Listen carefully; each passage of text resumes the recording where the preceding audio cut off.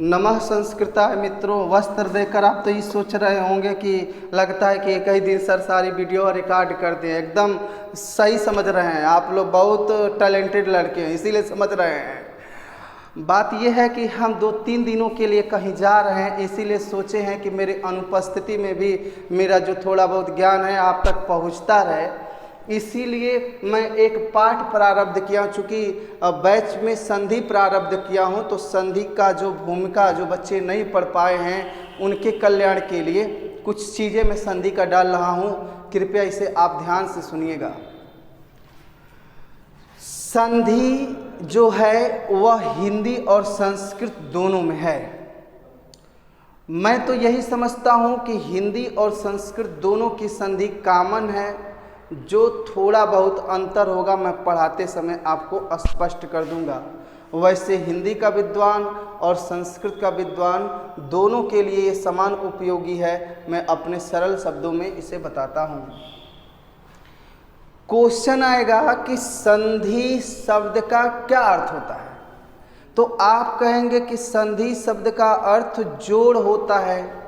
जोड़ को मेल कहते हैं, मेल को योग कहते हैं, योग को ही मित्रता कहते हैं, उसी को मिलाव कहते हैं, उसी को प्लस कहते हैं। तो मित्रों संस्कृत में मान लो अगर क्वेश्चन आए कि संधि शब्दस्य किमर्थम, तो बोलेंगे योगम। जैसे ही पता चला कि संधि शब्द का अर्थ योग होता है तो फिर कहेगा कि भैया योगवा होता किसमें है, तो कहेंगे कि संधि की प्रक्रिया वर्णों में होती है, इसीलिए संधि को वर्ण विधि कहते हैं। संधि में मित्र वर्ण जुड़ते हैं, इसीलिए संधि को वर्ण विधि कहते हैं। नोट कर लेना कहीं। अर्थात जब संधि का मतलब हम आपको जोड़ बताए हैं, आज संधिया में वर्ण जुड़ रहे हैं, तो जुड़ने के लिए भैया कम से कम तो 2 वर्णवा चाहिए। अधिकतम की कोई सीमा नहीं होती, लेकिन जुड़ने के लिए कम से कम 2 वर्ण होते हैं। इसीलिए घिसा पीटा जो राइटर होते हैं, आज जो ढंग सिखुआ मास्टर होते हैं, वो एगो परिभाषा बताते हैं जो मेरे दृष्टि से थोड़ा गलत है। कृपया अगर किसी बंधु को बुरा लग रहा हो तो अपने भाई को ये क्षमा भी कर दें। वो सब लोग लिखते हैं कि 2 वर्णों के मेल को संधि कहते हैं। गलत। जब तुम कह रहे हो कि 2 वर्णों के मेल को संधि कहते हैं, तो बताओ 3 वर्णों के मेल को क्या कहते, 4 वर्णों के मेल को क्या कहते। अगर मेल को संधि कहते हैं तो परिवर्तन को क्या कहते। तो मेरे भाई संधिया को हम स्पष्ट कर रहे हैं, वही परिभाषा याद रखिएगा। 2 या 2 से अधिक वर्णों के मेल से जो वर्णों में विकार होता है, परिवर्तन होता है, उसे संधि कहते हैं। यानी कि 2 या 2 से अधिक वर्णों के मेल से जो वर्णों में परिवर्तन होता है उसी को संधि कहते हैं। तो मेरे पहले हिंदी वाले भाई सुने, 2 क्वेश्चन मर जाना लेकिन भूलना मत। संधि शब्द का क्या अर्थ है, तो बोलना योग, जिसको योग मेल जोड़ प्लस धन सब कहते हैं। और संधि किसके मध्य होती है, तो बोल देना वर्ण। तुम भी ऊपर भैसवा यादें कर लो कि 2 या 2 से अधिक वर्णों के मेल से जो वर्णों में परिवर्तन होगा उसे संधि कहेंगे। ये है सामान्य जानकारी। अब जो हमारे संस्कृत के विद्वान और विदुषियाँ हमें देख और पढ़ रही हैं उनके लिए पूछेगा संस्कृत में ना कि संस्कृत या संधि इति पदे कह उपसर्गः, संधि इति पदे कह उपसर्गः। मन पूछेगा कि संधि में कौन सा उपसर्ग है, तो बोल दीजिएगा संधि पदे सम उपसर्गः। संधि में सम उपसर्ग है। और संधि पदे कह धातवः, तो बोलेंगे कि संधि शब्द में धा धातु है। और संधि पदे कह प्रत्यय, तो संधीति पदे की प्रत्यय। मोस्ट इंपॉर्टेंट मेरे मित्रों, अगर हम पे विश्वास करते हैं तो ये बहुत ही इंपॉर्टेंट बता रहा हूँ। संधि शब्द में उपसर्ग पूछे तो सम मार कर आइए, धातु पूछे तो धा मार कर आइए, प्रत्यय पूछे तो की मार कर आइए। और आपकी जानकारी के लिए यही लिंग पढ़ा देता हूँ। की प्रत्यय से बने हुए शब्द लगेंगे स्त्री लेकिन होंगे पुल्लिंग। संधि शब्दवा में की प्रत्यय लगा हुआ है और की प्रत्यय जेकर नौवा में लग जाता है ना मेरे भाई, उस शब्दवा सीधे का सीधे बताओ कौने लिंग में पहुंच जाता है? पुल्लिंग। तो संस्कृतिया में अगर ये पूछे कि संधि शब्द में कौन सा लिंग है तो डंके के चोट पर मारना पुल्लिंग, कहीं स्त्रीलिंग में गड़बड़ा न जाना। माने कि संधि शब्द में की प्रत्यय है और की प्रत्यान जब पुल्लिंग होते हैं तो संधि शब्दवा पुल्लिंग है। चलो एक और बता देता हूँ यहीं पर। निधि, प्रविधि, सुनिधि, सब में निधि निधि शब्द है ना, ये सभी के सभी लड़कियों के नाम होते हैं तो लोग समझते हो कि स्त्रीलिंग है, लेकिन मेरे लाल पिल्लो हरों ये स्त्रीलिंग नहीं है। अगर संस्कृत में आए तो इसे पुल्लिंग लगाइएगा। क्या बोला हूँ? निधि, विधि, प्रविधि, सुनिधि, ये सभी आपको स्त्रीलिंग लगेंगे लेकिन ये सभी के सभी पुल्लिंग होंगे। रीजन ये है कि उसमें की प्रत्यांत है। समझ में आ रहा है मेरे भाइयों? कृपया कमेंट जरूर कीजिए जो आपको इसमें सुधार करना है। हम अपने सीमित साधनों में ही सुधार करना का प्रयास करेंगे, क्योंकि हमारे पिताजी कहते हैं कि गुड़ उतना ही पसारना चाहिए जितना चादर हो। या तो आप हमारा सहयोग कीजिए जो हम आपसे लेंगे नहीं। हमारा जितना सामर्थ्य है, जितना सुविधा है, जितना संसाधन है उतने में दे रहे हैं, फिर भी आप हमसे कैसन पढ़ना चाहते हैं, क्या पढ़ना चाहते हैं, आपको क्या समझ में नहीं आता है, चाप के कमेंट कीजिए, मित्रों तक पहुंचाइए। सारी बातें आपकी सुनी जाएंगी और उसके अनुसार कार्य किया जाएगा। यानी कि संधि शब्द में सम उपसर्ग है, धा धातु है, की प्रत्यय है तो शब्दवा बना है संधि। और संधि शब्द में की प्रत्यय है और की प्रत्यय शब्द पुल्लिंग होते हैं, इसलिए संधि शब्दवा किस लिंग का है? पुल्लिंग है। और एक इम्पॉर्टेंट वर्तनी में आता है निधि, प्रविधि, सुनिधि, इस शब्दवा पुल्लिंग होंगे। और फिर संधि शब्द का अर्थ जोड़ होता है और परिभाषा बोलेंगे। दो या दो से अधिक वर्णों के मेल से जो वर्णों में परिवर्तन होता है उसे संधि कहते हैं। चूँकि मैं सोचा हूँ कि आज आपको सिर्फ भूमिका बताऊँ।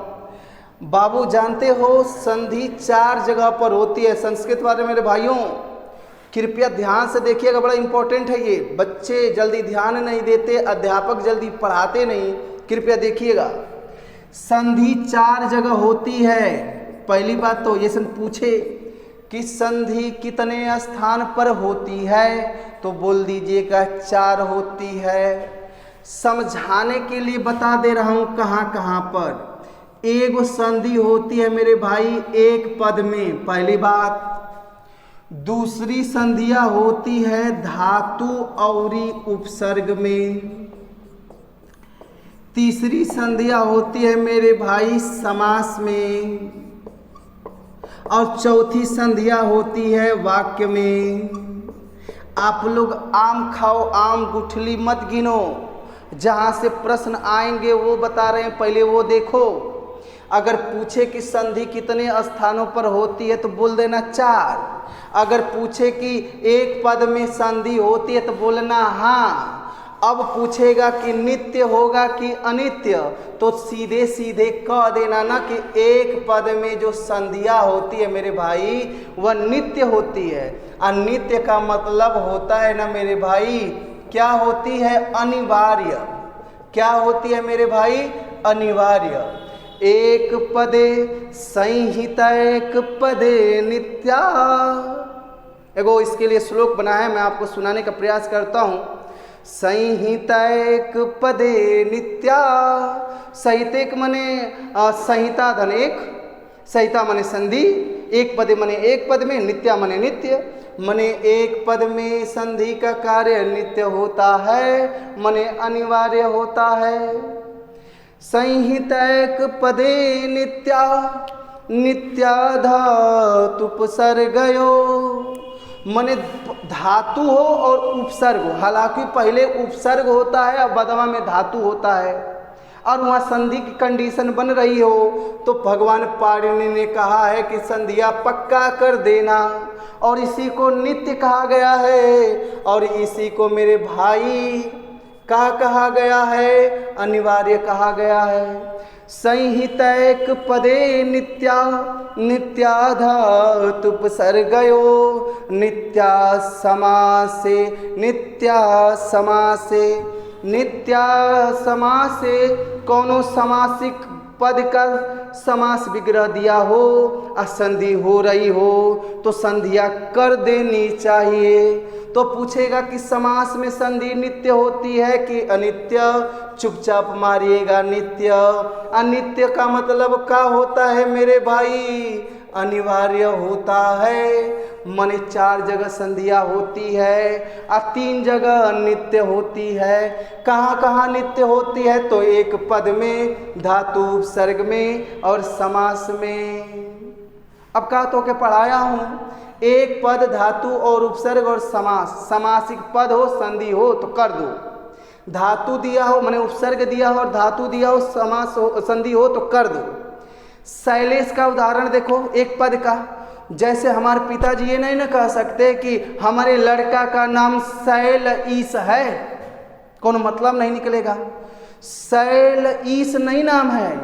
अब यहाँ शैल धन ईस एक पद है, तो यहाँ जो संधि ना कहबा तो शुद्ध ना हो, इसीलिए हमारा लोग नाम शैलेश बोलते हैं, कोई हमारा नाम शैल ईस नहीं बोलता है। रीजन है कि शैलेश एक पद है, वहाँ संधि 100% करना चाहिए। माने नित्य होता है संधि 3 कंडीशनों में, एक पद में, धातु और उपसर्ग में और समास में। चौथी सुनो मित्र, जब परीक्षा सन्निकट हो ना तो ट्रिक से पढ़ना चाहिए। वाक्य में जिसे हम कोई वाक्य लिख रहे हैं और 2 शब्दों में संधि हो रही है, तो पाणिनि भगवान या संस्कृत के व्याकरणाचार्य कहते हैं कि चाहो तो संधिया कर दो और चाहो तो संधिया ना करो। जैसे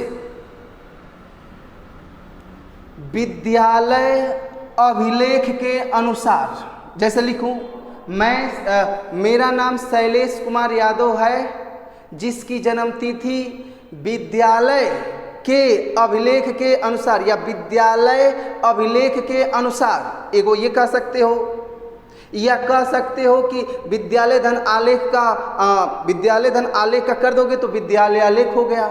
माने वाक्य में 2 शब्दों में संधि हो रही हो तो चाहो तो कर सकते हो और चाहो तो नहीं कर सकते हो।